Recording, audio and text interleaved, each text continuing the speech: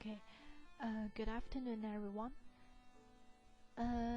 This is a video to share about something I have learned from an IELTS speaking examiner, Farida. We finished our lesson yesterday, so I am very eager to share with my teachers. I believe the idea or some important information will definitely help everyone.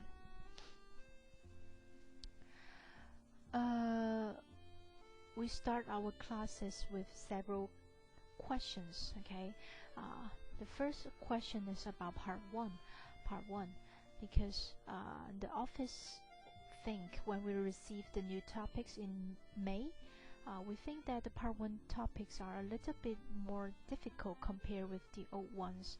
So we want to know whether this is a new chance for IELTS speaking, because part one tests the student language ability, and it will affect the first impression in the final score.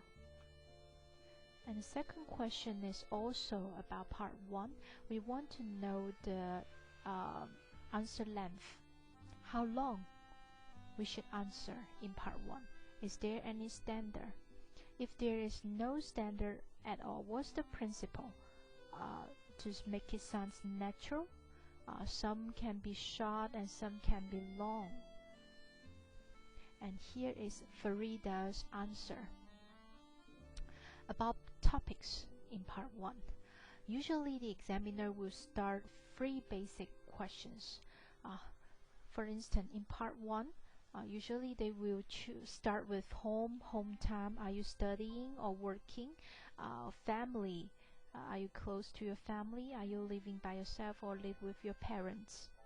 Okay, so they will choose 3 basic questions about these topics. Okay, and our concerns. Okay, she asked us why we think part 1 topic is becoming difficult. So we gave several examples, for instance, jewelry or housework or daily routine or time management. Okay, so the examiner answer is it depends on the candidate.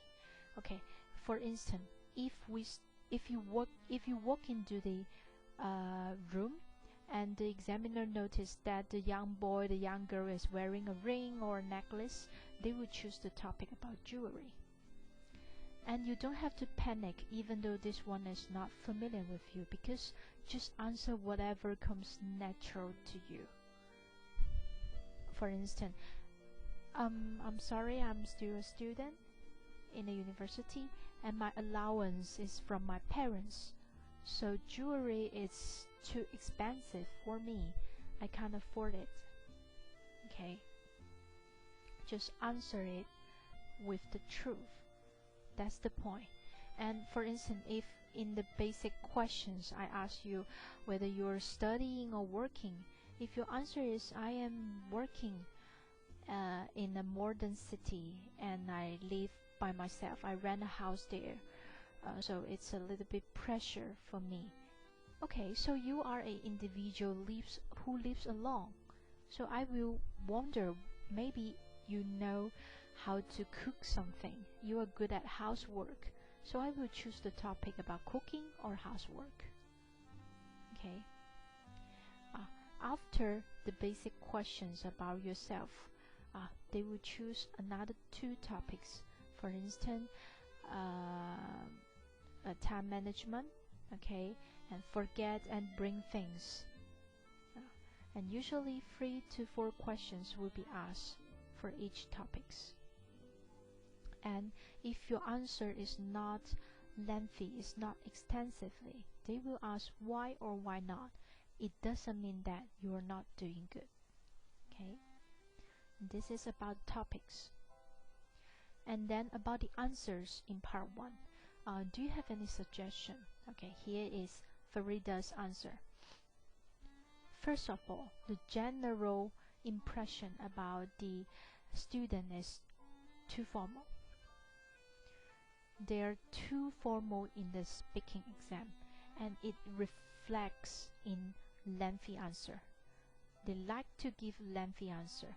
For instance, for an example, that is why That's the reason we don't use PREC anymore. It's too lengthy and sounds unnatural.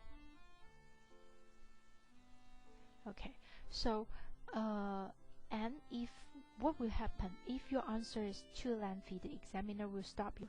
I believe every teacher, your student, share this experience with you already, and it's true. When your answer is too long, you explain a lot, the examiner will stop you, and according to Farida, this will affect your score. Okay, so that's the thing we need to pay attention to. And second, your answer. So back to the point. So how long it should be? How long it should be? Okay, your answer can be one sentence or even some small phrases, but usually at least 3 sentences in part 1. Don't answer it too short.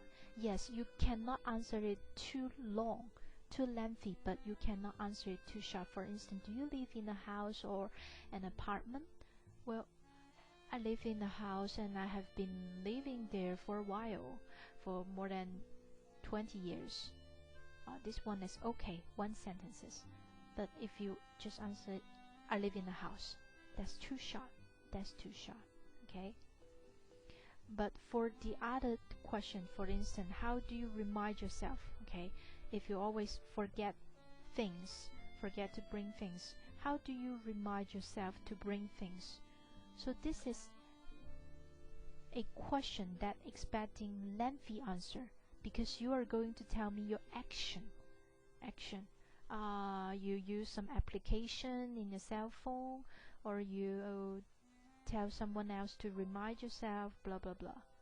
Okay, so this is expecting lengthy answer. Okay, so some of the student will concern, for instance, if I answer it too short, just 1 sentences, will it affect my score because it's not long enough to show my language ability? Okay, if you explain it, there will be no why following question. If you answer it too short, they will ask you why. Why? For instance, are you good at managing your time? Yes, I think I'm pretty good at that. I'm always punctual for everything. Oh, why? So the examiner will want to know more about the reason. You don't have to explain by yourself. Okay. So this is about the part 1 answer. So the principle we can summarize is to be natural. Don't answer it too formal. Some of the question we can give lengthy answer, but some just answer it directly, yes or no. Okay. Okay, here's another question. Because most of our teachers, both teachers and students, will complain, give us feedback. Okay, I prefer to say it in this way.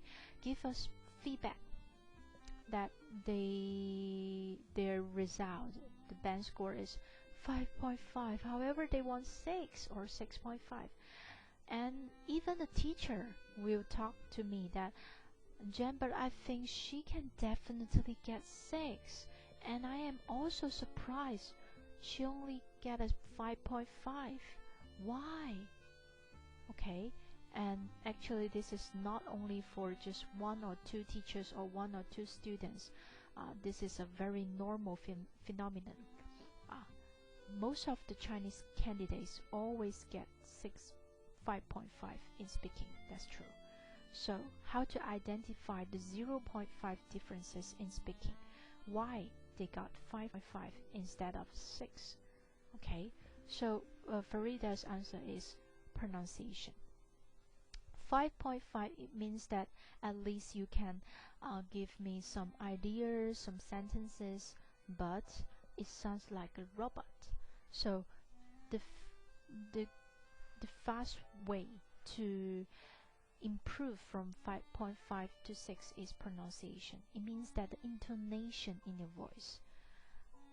Okay, for instance, I am going to talk about what happened in my university. he is a blah blah blah blah. Okay, so for this kind of beginning, it sounds boring and not natural. And this is the thing we can work on, because it's not because of your idea is better. For band 6, we don't need to work on the better idea or different opinion or interesting answer.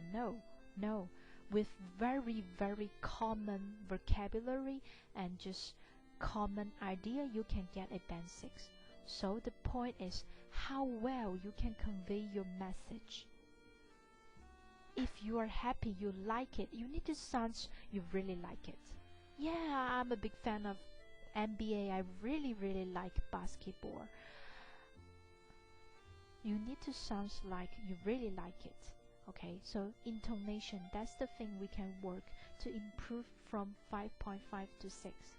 And I noticed that, I believe that this is also something that our teachers ignore in the class. Okay, number 4 question is about some teaching ideas. For instance, part 1, we teach them based on different type, right? The 3 different types and 6 key factors. How to answer yes or no type, how to answer why. Okay, part 2, we focus on the fluency of the storytelling, the student ability, free talking, the free talking ability. This one is highly agree with Farida. She highly agree with this one. And then part 3, we work on the method and logic answer. For instance, we use comparison, disadvantages and advantages of one thing, 5W1H, transversal contrast, right? Okay, so what's her suggestion? Part 2, according to Farida, this is the part generally bring the student score down. It means that even though part 1 is important, you need to leave a good impression. Yeah, maybe I think after part 1 you can get band 6. However, after part 2, I think you can only get band 5 or 5.5. It will bring the score down. So how to avoid that? What's the reason? First of all, there are some sub-questions. According to Farida, she called it guideline. And she suggests usually follow it. And your answer can be separated into 3 different parts. First is introduction to the topic. What you want to talk about. According to when you receive this topic, what comes to your mind and what experience you want to share, when it happened, where it happened, some background, introduction about the topic, and then the body. Okay, what exactly happened, the main body of the story. And then number 3, how you feel about it, how the student feel about it. It's about your feeling, your experience, the result, and what maybe something, is there anything possible happen in the future, foresee the future if needed. Okay, this is part 2, the suggestion how to answer part 2. And then how to change your student. Okay, how to change your student. For instance, remind your student, put a timer in front of them, 10 seconds give the introduction, and then 30 seconds finish the body, the main body of the whole story, and then spend 30 to 40 seconds about how you feel about it, or you move on to the other part. So in total, it's already 1.5 minutes. You can take a pause. Because if you speak too fluent without a pause, they think maybe you are memorizing the answer, or it's not natural. And then close your answer. So it will be around 2 minutes. And number 3, why part 2 generally bring the score down? Because even though you are a good storyteller, and the time length is perfect. However, the description is too ordinary, all the vocabulary you use is ordinary. The score will go down. So in part 2, how to keep your score high. The point is vocabulary. Of course, this is based on the student is already fluent enough and no obvious grammar mistake. Okay. And about part 3. Okay, part 3 is different from part 1. Part 1 we already discussed it. But part 3 is okay to be lengthy. And sometimes, okay, recently a lot of teachers ask me too, Jan, my student told me that the examiner is not asking the questions from the booklets. What happened? So they can ask question randomly? Okay, first of all, they are not asking question randomly. They are asking questions based on your answer. It is because you, the student, bring up something else. And that's the reason why the examiner keep on asking it. And another reason is maybe you are off topic. That's why they keep asking you, because they cannot find a certain vocabulary they want. You're not giving them. So they want you to come back to the topic, on topic. That's the thing we need to pay attention to in part 3 discussion. Whether your student is off topic or not. Okay, pay attention to that. And number 3, yes, we have mentioned part 3 is okay to be lengthy. However, how? Okay, we can use some cohesive markers, linking words. Okay, however, how to use it, what can be used, we need to pay attention to. For instance, firstly, secondly, thirdly. It's a little bit mechanical. It's not very welcomed in the test because it's not very natural in the speaking. So in part 3, it's okay and natural to think and speak. Sometimes you need to pause a little bit. This is not a fluency problem. When you are talking, for instance, right now, I also take some pause in my speaking. Okay, so cohesive markers, I will share the list from Farida. Okay, so at the end of the class, Farida closed it by sharing some teaching ideas. Okay, for instance, a lot of IELTS teacher will ask whether it is okay to prepare some answers for the student to memorize it. Well, it is okay, it is fine if you want to teach them English. For instance, some students, they are lower than band 5 or band 4. They don't have a beginning level basic knowledge about English. Yes, you can do that. But this is not effective if you teach them oral English. You need to make some change. For instance, do not give them the whole sentences, the whole paragraph of the answer.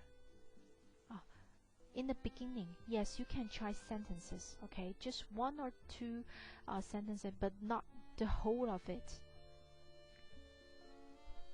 And then when the student improve the fluency, we can try to give some phrases only.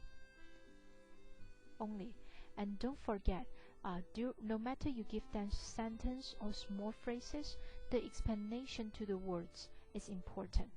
The student need to understand what that vocabulary or phrase means so that they can use it.